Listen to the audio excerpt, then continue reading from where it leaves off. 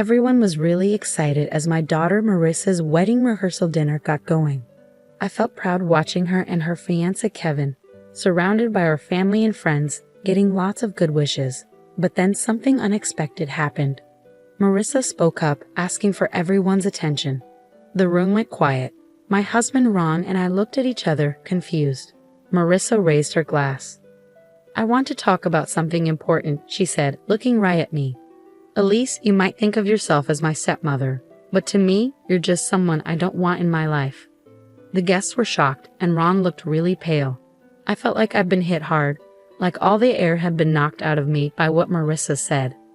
"What's going on, Marissa?" Ron asked, sounding shaky and shocked. "Don't act like you don't know, Dad," Marissa said with a sneer. "You know that Elise has been trying to become a part of our family since the beginning.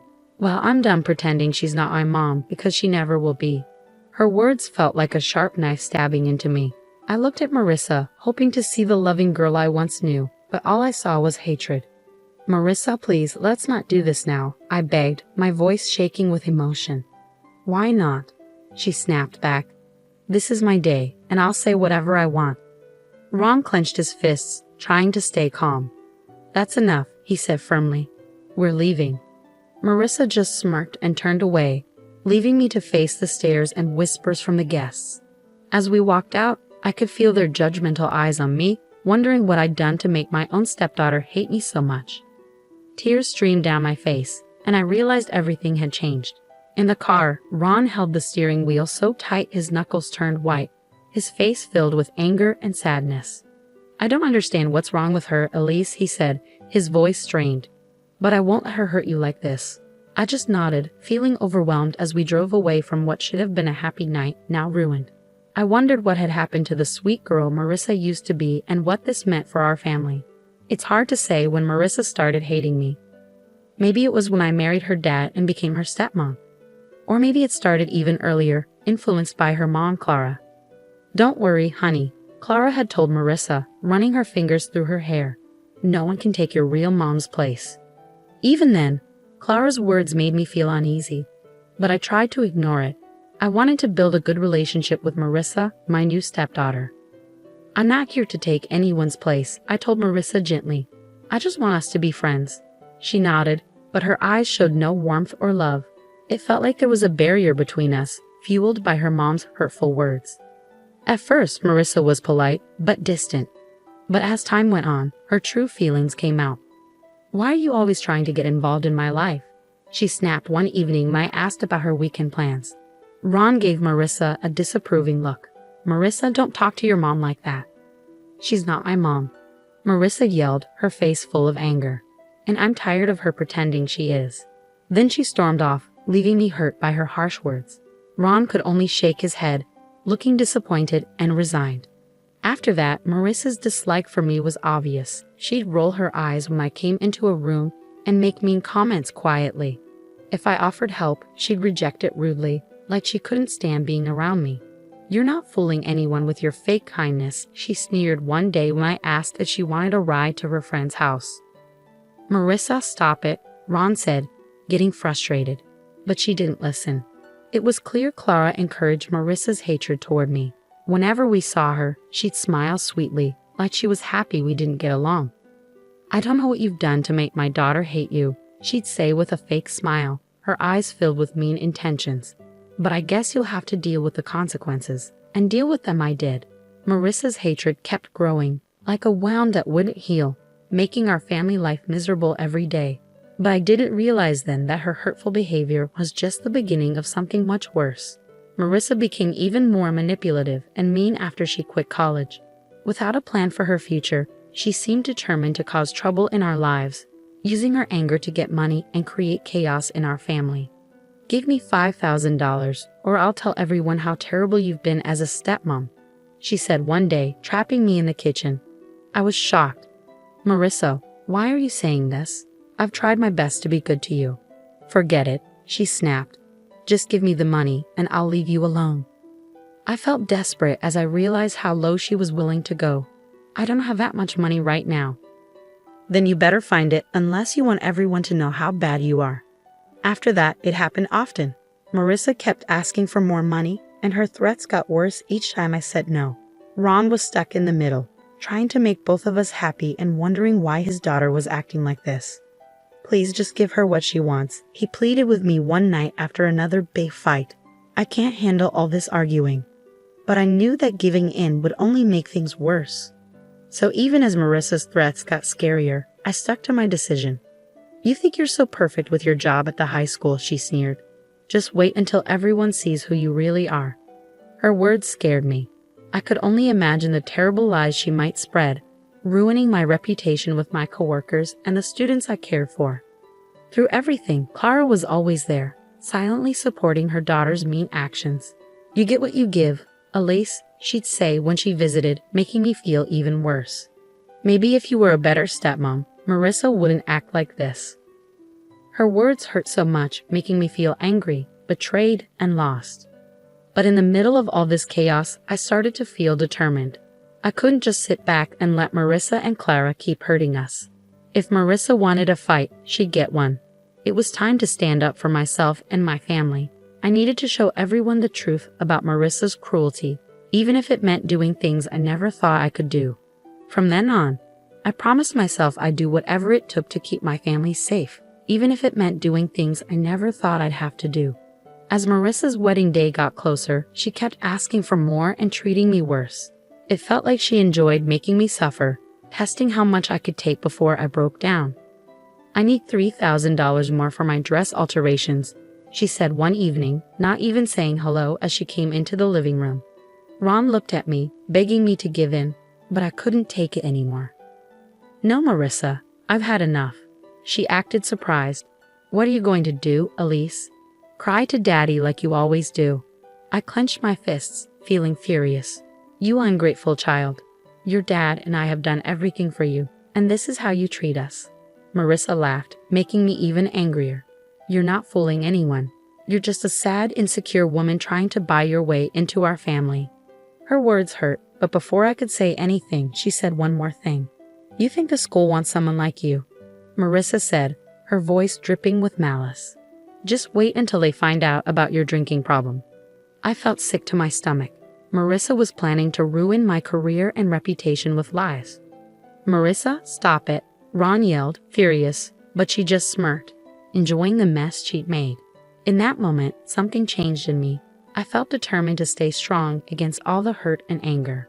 "I'm done being a victim," I said, my voice firm and steady. "Leave and don't come back until you can act like a decent person." Marissa looked surprised by my defiance at first, but then she smirked and leaned in close. "You'll regret this," she whispered, her breath hot on my face. With those words, she stormed out, leaving a tense silence behind her. Ron looked at me, seeming lost. "I'm sorry, Elise. I don't know what's wrong with her," he said, rubbing his temples. But I knew this wasn't sudden. It was years of Clara's influence. As I thought about Marissa's threats, I felt determined. She thought she could ruin my life with lies, but she was wrong. If she wanted a fight, she'd get one, and I wouldn't play by her rules. Marissa's threats kept replaying in my head, making me more determined to expose her true self before it was too late. I knew I couldn't rely on Ron for help. His love for his daughter made him blind to her cruelty. So I had to handle this on my own. That's when Derek came into the picture. He used to be Marissa's boyfriend before she changed. We ran into each other at the grocery store, and we started talking. Soon, everything started to make sense. "She's not who you think she is," Derek told me, looking regretful. "She lied to me about you and Ron." I felt really scared when he told me about all the bad things Marissa did. He said Marissa made up stories about me, saying I was trying to control their family and that Ron was mean to them. He believed her because she seemed so sure and angry. But he only realized she was lying after we broke up. As he talked, I started to see how sneaky Marissa really was. She made up lots of lies to make everyone think badly of me.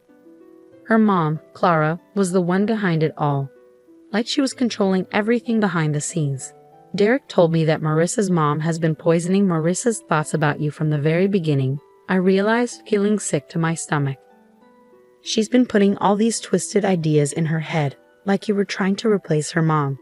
Everything suddenly made sense. I had been the target of their mean plan all along, made out to be the bad person in their story.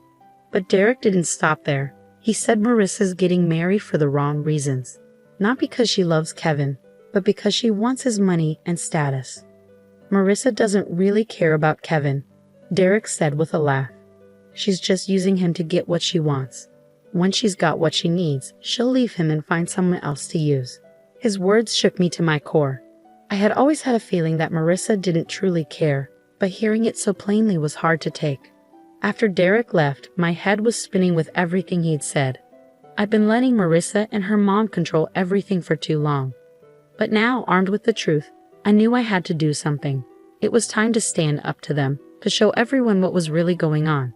No more pretending to be the victim, no more being scared of their lies. I was ready to fight back. On the day of Marissa's wedding, the air was tense as I watched her get ready. But I was determined. This was the day I would reveal the truth. "You look so pretty, my dear," Clara said sweetly, fixing Marissa's veil with a smile. Just like a princess on her big day. Marissa glowed with happiness, soaking up her mother's praise like a flower soaking up sunlight.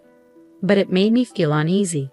"Yes, it's like a fairy tale," I remarked, unable to hold back, with a handsome prince and a mean stepmother. Clara's eyes narrowed, but Marissa just laughed, not seeming to understand or care about what I meant. "Speaking of mean stepmothers," she said calmly, "I'm surprised you came at all.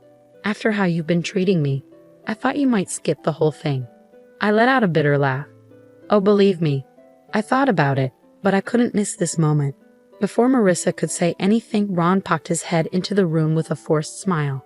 "Everything okay here?" he asked. "Just fine, Dad," Marissa replied sweetly. "Elias and I were just chatting." Her tone dripped with sarcasm, but Ron ignored it. "Well, it's almost time. You ready?" Marissa nodded eagerly, ready to make her entrance. As the music started and the doors opened, I took a deep breath, getting ready for what I had to do. The ceremony went by quickly, with vows that felt empty and fake, but when it came time for Kevin and Marissa to kiss, I knew I had to speak up. "Wait," I shouted, my voice echoing in the quiet chapel. "This wedding can't happen." Everyone gasped and looked at me. Marissa's face turned red with anger, her fists clenched. "What's going on?" she spat, furious. I took a deep breath and stared at Marissa firmly. "Marissa, what this means is that I can't stay quiet anymore while you keep lying and manipulating everyone around you." Clara looked pale, realizing what was happening, but I continued before she could interrupt. I showed them all the proof Derek had given me, texts, emails, recordings, that showed Marissa's lies. "For years, you've been spreading lies and turning people against me, pretending to be the innocent one," I said firmly. "But not anymore. It's time for the truth." I showed everyone the evidence, explaining how Marissa had been deceitful and selfish. The chapel fell silent. Marissa's calm facade cracked, and she looked furious and shocked. You're lying," she yelled, reaching out towards me. "How dare you ruin my special day?" But it was too late. The truth was out for everyone to see. As Kevin's family reacted with shock and dismay, it was clear that Marissa's deceit was unraveling before everyone's eyes. She stood exposed, no longer able to maintain her facade. Despite her past actions, I couldn't help but feel a mix of pity and satisfaction seeing her downfall. The truth had been revealed, and I had won not through trickery, but by exposing the darkness hidden beneath Marissa's lies. The aftermath was chaotic, like a bomb had gone off in the room. The silence was quickly replaced by shouts and gasps as people reacted to the truth. "How could you, Marissa?" Someone yelled, their anger palpable. "This was supposed to be my special day." "Your special day was built on lies," I retorted firmly. "You can't deceive people forever." Marissa looked ready to argue, but Kevin stepped forward, his eyes filled with hurt and disbelief. "Is it true?" he asked, his voice trembling. "Were you just using me?" For a moment, there was silence as everyone waited for Marissa's response. I almost felt a twinge of sympathy for her. Almost, but then she put on that fake smile and I saw the cold, calculating look in her eyes. "No, of course not, darling," she said, reaching out to touch Kevin's face. "You know I love you so much. Elias is just trying to cause trouble like she always does." I clenched my fists, trying to control my anger. Didn't she realize that her lies were exposed? Apparently not, as she turned her angry gaze back to me. This is all your fault, she snapped, pointing accusingly at me. If you hadn't interfered, none of this would be happening. Stop, Ron's voice boomed, cutting through the tension. We all turned to see him, his face red with anger and embarrassment. I can't believe what I'm hearing, he said, shaking his head. My own daughter lying and manipulating everyone for her own selfish reasons. Marissa was silent, unable to respond. For once, she seemed speechless in the face of her father's disappointment. I don't even recognize you anymore, Ron said, his voice heavy with sadness. The girl I raised, the one who was kind and loving, she's gone, isn't she? A heavy silence filled the room as we all absorbed the weight of Ron's words. It wasn't just Marissa who felt the impact, but Clara too. They exchanged a tense look, a silent struggle passing between them. Finally, Clara broke the silence. Well? She demanded, her eyes fixed on her daughter. Aren't you going to speak up, defend yourself? But Marissa stayed silent, defeated. She looked smaller than ever, a mere shadow of the manipulative person she had become. Clara snorted in disgust, then stormed out, leaving a shocked silence behind her. Kevin's family followed, their faces showing everything from pity to disgust. And just like that, it was all over. Marissa's big plan had fallen apart, leaving her dreams shattered. As Kevin left, looking devastated, I felt sorry for him. He was just another victim of Marissa's games, but any sympathy I had was quickly replaced by a sense of satisfaction. The truth was out, and Marissa had brought it all on herself. There would be no more lies or manipulation, only the consequences of her actions. In the days after the failed wedding, chaos erupted as news of Marissa's lies spread rapidly. She found herself shunned by the very community she'd once hoped to impress. I'll never forget the sight of her at her mother's door, begging for help after her plans fell apart. Please, Mom, she cried, tears in her eyes. I need your help. I have nowhere else to go. But Clara looked at her with a mix of disgust and pity. Help you, she scoffed. After what you've done? After embarrassing our family? Marissa flinched as if she had been slapped. But you're my mom. You're supposed to support me, no matter what. Support you? Clara shook her head sadly. You don't understand, do you? There's no support left. You've pushed away everyone who cared about you with your selfishness and lies. Her words hit Marissa hard, like a punch to the gut. I could see the realization dawn on her face, the weight of her loneliness settling in. You don't mean that, Marissa whispered, her hand shaking as she reached out. But Clara stepped away, her face now cold and distant. I don't recognize you anymore, she said firmly. The daughter I knew wouldn't have done what you did. You made your choices, Marissa. Now you have to face the consequences. With those final words, Clara turned and walked back inside, leaving Marissa alone on the doorstep, utterly broken.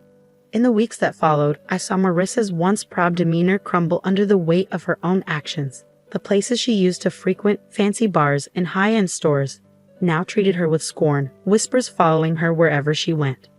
Even her friends deserted her, not wanting to be linked with her disgrace. Through it all, Ron and I stayed strong, our bond growing stronger as Marissa's world fell apart. I'm sorry it had to end like this, Ron said quietly one evening as we watched Marissa walk by, looking defeated. But you were right. She did this to herself. I didn't say anything, just squeezed his hand gently. Words felt insufficient in the face of such a painful situation. As things settled down and our community began to recover from Marissa's lies, Ron and I received an outpouring of support and gratitude. The families we had helped, the students I had taught, they all came together to thank us for standing up against the manipulation and lies that had threatened to tear us apart. In those moments of connection, witnessing human kindness and resilience, I found a newfound peace and purpose that I had been missing during Marissa's tumultuous reign. She tried to tear me down, but it was her own selfishness that led to her downfall, revealing the emptiness beneath her facade. Ron and I would move forward, stronger from the experience. If our story could encourage others to stand against manipulation and embrace honesty, then perhaps something positive could come from Marissa's downfall.